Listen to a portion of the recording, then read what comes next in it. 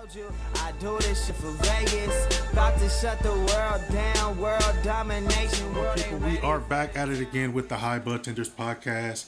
It is me, Jorrell, and you know I got my road dog, my partner in crime, Rocky. What's the deal? Dude, trying to keep it positive. Of course, right? Yeah, that's the only thing we can do. Shit. You know, the new year started off fun. The world is what it is, and it's very divided. Changing. A lot of changes going on, but that has not hindered the tourism in Vegas. Not at all. People think it is, but if you actually do your homework, you realize it really is not. It's actually flourishing, and we're actually having almost like pre-pandemic numbers coming to Vegas, so that's really good. And there's a bunch of shit going on too. There's a lot of singers in town and shit like that. Yeah. Right now, and you'll probably hear this one next week, but right now Champs is in town. Cam Jennings, welcome to the Budtenders podcast. Thank you, Rocky. It's been a goal of mine to be on this podcast since I moved to Vegas. There were 2 podcasts that were on my list. The first one was 2 Nugs, 1 Fatty. I did that a couple years ago. I don't think they're going anymore. But this was the goal. So it means a lot to me that you think that I have done enough in the industry to warrant a guest slot on the Budtenders podcast, because I do think that this is a very respectable name in the industry, and you know you've always had my support, so it's good to be here. We appreciate you, man. Dude, we appreciate you heavy. Yeah. Let's just start from like the groundwork. How did you end up in the comedy business? Because that's where it starts, right? Kind of. I wanted to be an actor growing up. I was kind of the Zac Efron type, where I've been this big since I was 13, 14 years old. So they were trying to, prime me for the NFL. They were doing that to a couple other kids. Logan Wilson actually made it. Shout out Cincinnati Bengals. But that's where I was very early on in life. I got a back injury my freshman year.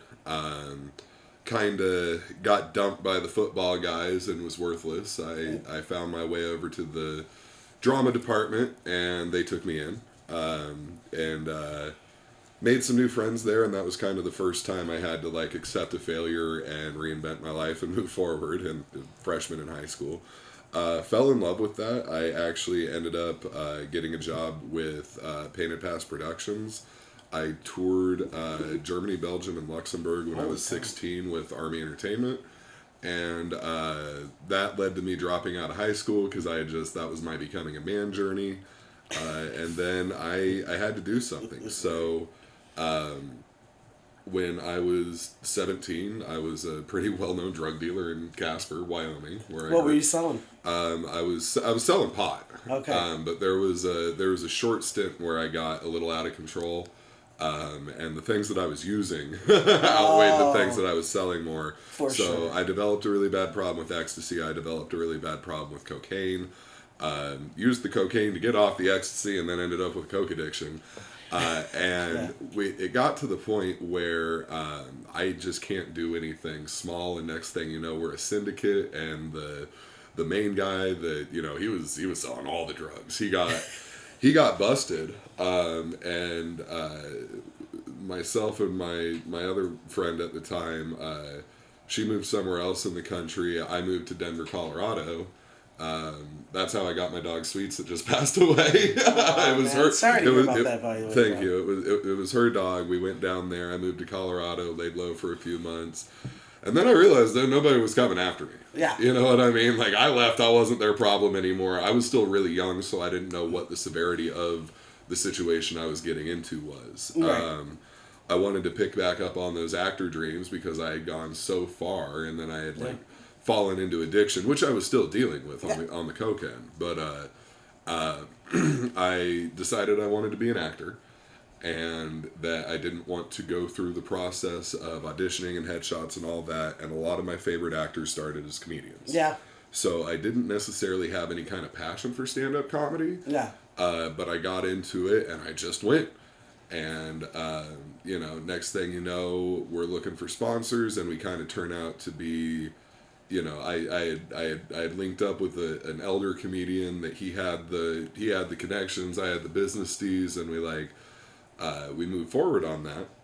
And things just got really big, really out of control, really fast. Next thing you know, I'm on stage with Richard Pryor's daughter. Shit. That's crazy. And I'm signing on their same management, and I'm leaving my Colorado company, and things are going crazy. Is your addiction still bad at this time? I am dead. I am so fucking lost on coke. It's not even funny. Yeah. So like, we keep moving forward, and things are getting better. And I sign on their management. I had to leave the comedy company that I had helped build. That caused some tension, but it was like, everything forward. And after that, Rain Pryor was booked on a tour with Tracy Morgan. She did a run, and I was supposed to jump on with them on the second leg of that tour. Yeah. And during my blackout dates, right after that first leg of the tour is when Tracy Morgan got fucking clobbered by that Walmart truck. Yeah. And I'm so glad he's still alive, but I never got the chance to work with him, meet him. I don't even think he knows who the fuck I was. Right. Like, if I was lucky, my name may have come across in some early stuff of like, this is the guy that's about to go on tour with you. But what if he's sitting there right now like, I wonder what happened to Cam Jennings. I don't. Who's an up and comer, man? Well, I mean, I really was, but I was on the Denver scene. Yeah. And the Denver, Colorado comedy scene has some of the best comedians you will ever see. It's the third largest comedy scene in the nation behind New York and LA. Mm. And the standard to just be an open micer there is so much higher than it is to be a showcased comedian in most places. It's crazy. So there was a lot of competition. They wanted you to be in the game for years before you got into clubs. I was like, fuck you, I'm trying to get famous right now. Did you do the comedy and dispensaries in Colorado? So that's where my specialty came out, because it's really hard to make stoners laugh. Yeah. And everybody wants to do 420 comedy, but the comedians get offended by the lack of drunk rowdiness of the audience. Right. So you have to learn to appreciate the chuckle. You have to learn to appreciate the energy in the room. And once you appreciate that, the sky's the limit. So I used to perform at the Speakeasy Vape Lounge. I baked Denver when that was a thing. I did the Lazy Lion one time. I don't know if you ever knew about that place, but you want to talk about a legendary spot that was not all the way legal, but that was the first time I was like, how the fuck are you not getting raided? What was it? The liquor? Selling liquor no license, or? No, they were selling pot. Oh, just shit. like a pop-up. They were selling pot no license, Okay, Cannabis so- Club, and That Dispensary sounds in like that my gray area. kind of place. so my boy Jamin Johnson, he was 2 doors down, opened first. They opened this thing next to him, and they start breaking all the fucking rules, Yeah. right? And it was a wild place. Like, I wish people would have been there, but the Speakeasy was, they were trying to do things by the rules. Jamin was, he was like running for city council and all this shit. And I think it was the first cannabis, it might have been the first cannabis lounge in the nation, the Speakeasy Vape Lounge. But, because of the mental health of just the counterculture industry in general, they weren't able to be good neighbors, and Jamin, the people that were coming to check his shit to regulate, he was like, hey, are you going to do anything about the guys just trapping next door? Because it's a fucking 2-ounce limit in Colorado, and these guys will sell you a fucking pound. Right. So then he got like the reputation If they were even licensed, because, right? I mean, he got the reputation of a snitch and all this kind of shit, and it's bullshit. Yeah. Jamin Johnson's one of the most amazing fucking people ever, and was a huge start to my career, and is a big reason I'm here now. But at that time, a whole bunch of little smoker-friendly bring your own cannabis clubs started popping up around Colorado Springs, so Yeah. I play all of those. I was actually booked for the Denver 420 rally for day 2 on 421. I had like an hour-long set. I don't even know what the fuck I was going to do with all You had that much material? Yeah, that was not the first time Miguel Lopez set me up for failure. He gave you like George Lopez fucking God hour. damn. Comedy. on like a festival. That's an HBO essay right That's there. that's a Netflix special. Yeah, so thank God that got canceled to the shooting that happened the day before that. I mean, we're shit. in the midst of, what is it? James Holmes just happened, the Boston bombing just happened, and now it's fucking Easter, right? Oh. And I'm VIP on the 420 stage. I'm standing next to my dude, medicated chef Big Sal Martin, who's still one of my best friends to this day. He's based out of Denver. We're standing next to each other. There's a picture floating around somewhere of me hitting a bong. He's hitting a dab rig. And not even 5 seconds later, you just hear fucking 6 shots ring off. And Oh, everybody, like, none of the crowd heard it, but we all heard it back there. So, like, and Lil Flip heard it on stage. And if I ever fucking meet Lil Flip, he and I are going to have some fucking words. But I don't even know if Lil Flip's a thing anymore. But He's definitely not. He's definitely not. Lil Flip's played out after this. Cam Jennings Lil made Flop. it. Lil Flops. I don't have a problem talking disworthy shit on him right now. No. Because, Shit, who the fuck am I, right? Because- Like, bitch, who the fuck are you? well, my experience with him was he was on stage and he was like, oh, N-word shooting. And it's like, bruh. So next thing you know, all 100,000 these fucking people just people at start the Denver rushing. 420 rally rush the stage, trample Miguel Lopez, which karma, go through and like we're all running from like a stampede of buffalo, but they're just other humans. Right. And I was still with my ex-wife at the time. We had just had our daughter. She's like C-section scar healing. Running, and this is probably part of the reason she left me. The fuck you got me out here for? shit. And just running. So it was that experience and that time that kind of morphed me from being a comedian to a counterculture professional. Yeah. Because through all that stuff, comedy just wasn't so much fun anymore. Like, I was getting to the point I was making money off it. I did pay my rent, like, 2 or 3 months in a row just off of stand-up income alone. Because when you're a professional stand-up comedian, you're really a weed dealer. Yeah. Totally. But, I was getting to the point that I had made it, but between struggles with my sobriety, my own mental health, and then just community mental health in Denver at that point in time, I stopped doing comedy. I don't think it was a really good decision. I think I'd have an HBO special by now if I stuck to it. But I didn't. Why don't you just, do it now? Or write for another comedian? I've done a little bit of that. I've helped a lot of comedians, edit their stand-up sets and stuff like that. Yeah. Jason Gann, Wilfred, he runs his stand-up by me, and I help him time it out and everything like that. I have been quietly hitting a few open mics lately, just because had a health scare, you only live once, like trying to do what makes me happy. I don't know if comedy is there for me anymore though, because I didn't get into it to do it. I got into it to act. Right. And the result of it wasn't comedy. The result of it was sitting at the Budtenders podcast with my friend Rocky, because I guess I made some waves in cannabis that didn't have anything to do with comedy. But when I enter a room in this industry and it's like, this dude ain't quite on, like, this dude's on this level, but why does it feel like he's on this level? It's because I've been so many places and I do have this reputation of people that have known me at my lowest and my highest. Yeah.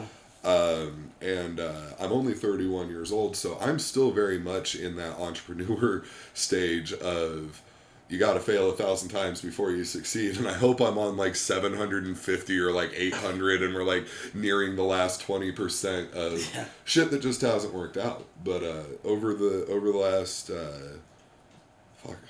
11 or 12 years in the industry that I've been here, my reputation has been in every corner. I have been the most honest guy and the best guy you could ever work with. I have also been the most strung out drug addict and don't trust that guy. And, so when you really get into the cannabis community, I can become a little bit of a controversial figure just because the path to figuring out my own story it involved so many other people, and their paths to figuring out their story have involved me, and it doesn't always go right. Yeah, you said you made waves in the industry. When you say that, what do you mean? I mean, I'm definitely a disruptor. Most recently, my work has been around brick and mortar retail. So I have, from whether it's one job or just my personal brand, the expectations I feel like the industry has on me is to unify the adult novelty and the counterculture retail communities. The smoke shop people and the adult store people have not always been the best friends.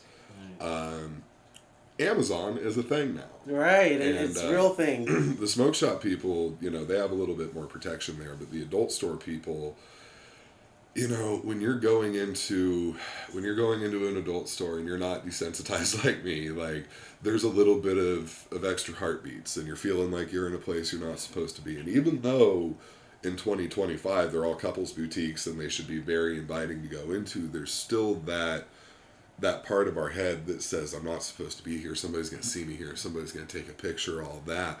So it is really more comfortable to order online. So that's why I encourage adult novelty manufacturers like XR Brands, like a Kitten, Doc Johnson, Maya Toys to market towards smoke shops, because even though the smoke guys don't necessarily know how to sell the toys yet, if we put a couple years of commitment into that, there will be more brick and mortar business for those adult toy companies that when they're selling online, if it's their brand, they're not getting their full piece of it. And most of the time what you're getting on Amazon is a not reputable brand, but most people don't dig that deep into what is a reputable sex toy brand. Right. But that silicone, the medical grade shit, especially like lube. I've learned so much about lube. People keep trying to get me to eat it. I don't want to taste your fucking lube, but I'm really glad to hear that it comes out of like scientific labs. And did you know that's the difference between lube and Glide? No. So if you see something that says Glide, that's not like 510K certified or something like that, I think, but there's a medical certification that a lubricant has to have to be called a lubricant. Is KY Jelly a lubricant?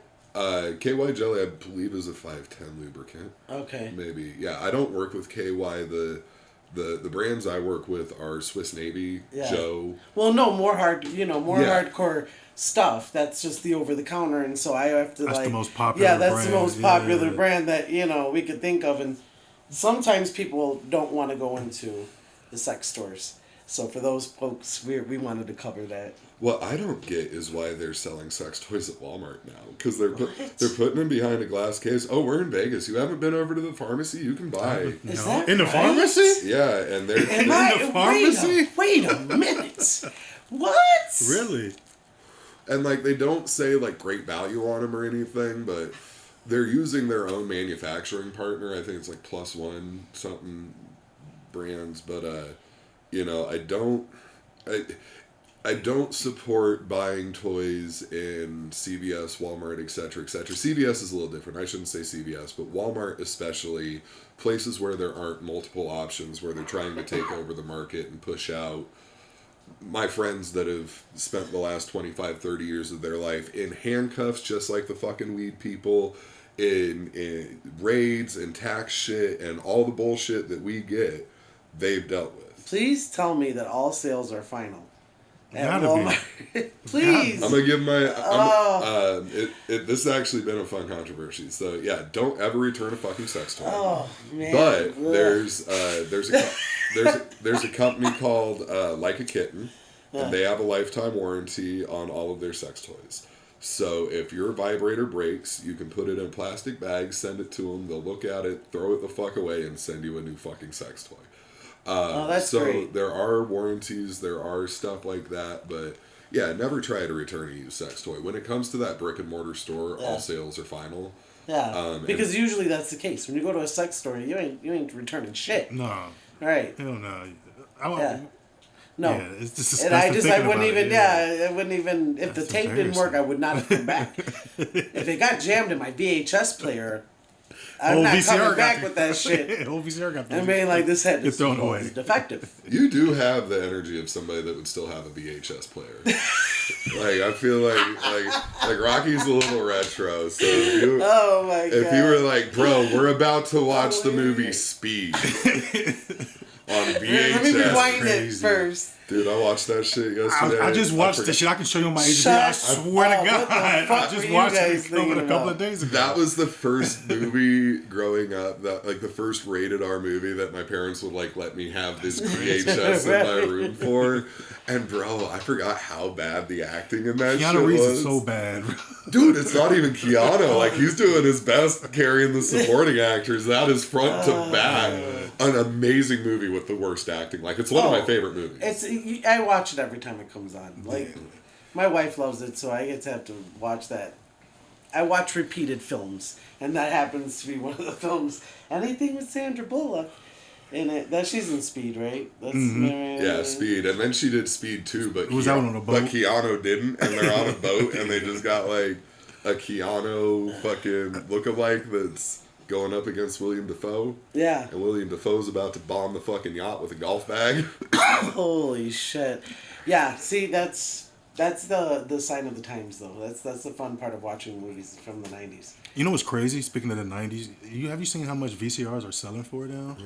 No. They're like $300, $400, $500 for a fucking VCR. A used one? Yeah, for a tell used me one. they're making new ones. No, they're definitely not making new ones for used ones. I was gonna be like, I got rid of that shit a long time ago. I mean, I know I make shit. jokes and shit, but my house is very fucking high tech. I be fucking watching all the shit on fucking streaming. Everything is what I'm doing. But I loved VHS, and then VHS is, you know, when I was that age, that's what you watched. That was everything, yeah. Right? You watched porn with the person you were with, and the shit used to get jammed all the fucking time because you watched it way too many fucking times on the same part every fucking time and broke that shit. For real. I thought Rocky and I were a lot closer in age than we turned out to be Yeah. in this conversation. See? Everybody thinks that. Everybody put that shit on record. No, that's fucked, bro. But like when it's like, yo, that dude Cam, he just be thinking of shit. Because right now I'm like, oh, you mean nobody's manufacturing new VCRs? No, I'm like thinking dude. about what percentage of the population still needs a VCR, how this is gonna rise like record players. It's $500 a piece. What the fuck am I doing? I'm about. You know how many people used to love VCRs? He's like, I'm about to hit up every pawn shop and find all the VCRs. I fucking worked at Champs for 2 years, bro. I got so many Chinese manufacturers in my inbox. I could make whatever I wanted for $5,000. Like, Dude, he's the one who hit up whenever we need something. Whenever we're gonna get something, we're gonna hit up him. So let me speak to that. Actually, now that we're talking about the sex industry and sex toys and the ancillary business and all that good stuff, how do you bridge the gap between the cannabis industry and the ancillary sex industry? I mean, it's all counterculture. The gap really only gets bridged by the store owners taking initiative to get educated on the other side's products. Yeah. It's the same consumer that wants to go to the store. Right. It's the desensitizing thing, because a lot of the people in the adult industry are like stoners, and you know what I mean. A lot of the people in the cannabis industry or the vape industry more so are just like dildos. Like everybody's just fucking scared. At the end of the day, we sell pieces of plastic. Some of them have drugs in them, and some of them we rub up against us to make us feel like we have drugs in us. There we go. And there's no difference in the business. It's all keystone margins. It's all the same type of distributors. It's the same. There's less anxiety walking into a smoke shop than an adult store. But for the average person, they don't want to get pictured walking in a smoke shop either. It's really just about money. If we leave the adult retail the way it is, if we leave the smoke retail the way it is, smoke retail is going to get regulated out of itself. So this is flavored vapes. This is a tax on kratom. This is THCA. You know, nobody buys fucking glass anymore. Right. We're sitting here smoking blunts, and you got bongs around as decoration. No, I remember going to Champs like 5 years ago, and that was a huge focus. Was like, glass. You know, handmade glass, American glass. It was a little bit more cannabis culture. Yeah, very much about the cannabis culture. There was, and speaking of which is, you know, counterculture. One is either the heavy of the two, right? So if you go to the Sex Expo, you're not going to see as much of the cannabis, but you'll see some of it. You know what I mean? You'll still see some of the kratom and all that good stuff. Yeah. Same thing for the cannabis, like, you know, those that are selling to actual smoke shops and things of that nature. You know what I mean? So for that, I have to say I see very little, not as much as, you know what I mean, I'd like to see. I mean, the only guy that's really pioneered it before I got here like that is a guy named Mike Savage. He owns a Full Circle Distribution. He makes everything from kratom to, I don't think he does vapes. I know he does a lot of kratom. He does a lot of other smoke shop stuff, male enhancement, but then he makes toys as well. He started making these big old full-size sex dolls that are wild too. So if you want a big sex doll for a good price, Full Circle Distribution, Miami Distribution, they're going through a rebrand. Yeah, that's really the only guy that was doing it like that. A lot of people tried, but adult stores would bring in glass. They wouldn't know how to care for it. It would break, shrinkage, but there's a lot of areas, especially in Middle America, like you want a good deal on a cool bong, go to an adult store. It's not so much that way right now, but arcades, for example. Do you know what an adult arcade is? Are we educating the Budtenders on Yes, please. Let's find. I want to know myself. What is an adult arcade? So I think it just clicked for me. Okay. Is this VR shit? No. Oh, you're adorable. Oh. Is it where you go and watch like porn in a booth? That is the water pipe part of it. Yeah. Okay, that's what I was thinking when you said adult arcade. Now, where do you think the bong part of it goes? Oh, okay. Oh, yeah. So. Adult arcade. It just got it. Adult arcades are usually hookup spots for gay dudes. A lot of time, women aren't even glory holes, glory holes, and everything like that. But the legal thing is you can go into this private booth. You can preview a movie that you might want to buy. It costs you $10 to go into the booth. The fact that they're selling, there's condoms and little lube packets and stuff right there. But the arcade thing is pretty played out. There are some arcades there that make a good example because most of them are non-smoking right now. If you are going to go have promiscuous gay sex and do poppers and all that kind of stuff in public, it'd be nice to smoke a cigarette every now and again.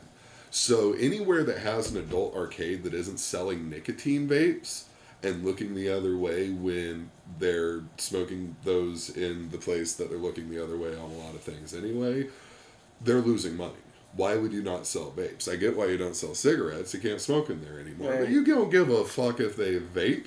Yeah. Nobody gives a fuck where anybody vapes. I vape in Target. But there's a lot of money being left on the table right there. On the smoke shop side, I mean, at least sell male enhancement pills. I was gonna say, the rhinos and tigers and bears and shit. Yeah. Like, what other items do you think will perform well in like the smoke shops? I mean, Items. there's a product that I love that like Cardi B endorsed. It's called Pink Pussycat. You see that everywhere, but you gotta be careful with that. And these guys, I feel so bad for them because they're having to like chase motherfuckers down left and right for knocking off their shit. Right. So if you're doing male enhancement stuff, you need to make sure that you're getting it from the right company because almost half of that fucking industry right now is selling products that they're ripping off from The blue pill. It's all basically, you're not getting a Viagra or Cialis prescription, but these are natural blended, whatever that get your dick hard. And I don't recommend them for everybody to use if you're not having that issue, but for head shops to carry, if you were going to carry kratom, if you're going to carry nitrous, if you're going to carry all of those things that you remember when it used to just be salvia? That was the only thing that could get you high in a smoke shop and everything else is ancillary. I had to get a few friends of mine out of shops because they'd stay out really late, they do a lot of cocaine and then, go to a shop that usually was a VHS, but like a video store in the front. And in the back, you had, I guess they're calling them arcades now. I love that. They've always been arcades. I didn't know. See, I didn't know that. It's like a bathhouse without the water. Yeah. And one of the things that they always sold that I would be like, that would just blow my mind was head cleaner for VHS. Speaking of VHSs. But they would, ethanol, I guess it's ethanol, right? And they would spray it and inhale it, and it was a huffing product. But I guess it would enhance the sexual nature of that situation. Are you talking about maximum impact? I don't know. It was a cleaner of some sort. I don't know. So you're talking. It wasn't meant to do. I don't think it was meant for. It's supposed to be. I guess somebody decided to huff it because they knew what was inside of it. But. So there are two identical products with the same name and the same, so What you're referring to is something that's sold as a videotape head cleaner. Right. Which back in the day was very necessary for VHS. Right. These are also known, and you can't sell them, as poppers. Poppers are an amyl or butyl nitrate something that that you inhale, and if you want to be on the receiving end of anal sex, it makes it easier. Oh, okay. That is also another product, though, that I've noticed for some reason straight women my age are getting real into, which I'm about. Dude, that shit's been covered. That is a real thing. So these videotape head cleaners are also another product that starts an adult that every smoke shop should carry because people look for it, and why wouldn't you want that money? You have kratom, you have nitrous, you have all the other stuff. Right. On the adult side, most of the income from an adult boutique comes from the head cleaners, the nitrous. That, believe it or not, that started as an adult thing. That came over to smoke, because we're all such whipped cream enthusiasts. Yeah. But if you abuse it in the way that you're not supposed to, that it's illegal to sell, that you don't do it that way, and don't ever encourage anybody to, if you inhale nitrous, it is supposed to give you the same feeling as like getting choked out during sex without the actual pressure on your throat, but give you that head high. Oh, that's scary. So, it's fun. Yeah. Kids, do not try this at home. The Budtenders, do not try this at home. Cam already did it for you. Yeah. But that's the thing behind that. That's, people buy it to abuse it, and it's not up to the store owner to know what they're going to do with it after they leave. They better be making themselves some fucking whipped cream. Right. But that started in adult, that carried over to smoke. That's an example of a crossover product. Enhancements are a crossover product, and the amyl nitrate stuff, the head cleaners, the quote-unquote poppers, those are big money for retail. Those are also things that you can't sell on Amazon, you can't sell online, and you have to go to a brick and mortar for. Right. So even if it's like, I don't know that I want to sell that, it's like, well, neither does fucking Amazon. So you may as well make your money where you can, because fucking big internet daddy is coming for you. Fuck yeah. So dude, what if I have to ask, do you have any preference between the cannabis industry and the adult sex industry? I mean, no offense to the people listening to this podcast, but it's the adult novelty industry all day. I've gone through some things in the smoke industry, including right now. I've fallen a few times, and it's always been the adult novelty industry that picked me up. Nice. Back to the come up story that we were talking about, just going right on track there. I stopped doing comedy. I was working as the co-organizer for the 420 rally for a while. That fell apart because they didn't want to fucking pay me. They wanted 8 hours a day out of me with no money, so I couldn't do that. Right. Around that time, lost my train of thought a little bit. I had to go back to selling weed, right? Right. And I was running probably 10, 15 pounds a week from Colorado to Wyoming, just as I could get it. I had people that I put on. I had probably 6 or 7 different employees that were all on front, and that's how I was staying alive. Me and the wife broke up. Things with the comedy company went down. I'm still addicted to fucking coke. Things are not great, Right. So I'm selling weed back and forth. I'm finally on my game. I'm making more money than I ever fucking did. Like, I figured out margins at this point, not just selling weed to sell weed and get a free eighth or a quarter. Like, I am doubling, if not tripling my money, and I'm the lowest price in town. Fuck you. Right. Still, again, with drugs come poor mental health and come poor decisions. And even though I wasn't, like, the week before, I had just fucking done a whole bunch of shit, but I was clean that week. I was visiting my daughter. Everything was good. Like, I always had my head on my shoulders, but my girlfriend and I got in an argument over a dog pissing on the floor in a Motel 6, and I had weed on me, and we drove away. They called the cops on us for domestic violence. As soon as they realized I wasn't beating her, they beat the shit out of her themselves. Oh, no. And, I was, at that point in time, facing 21 years in prison for pot. I was 20 years old. I was facing 21 fucking years for pot.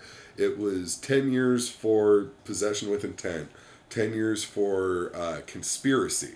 You know, so not only did I have weed that I was going to sell, I thought about it too. And I talked to people about it too.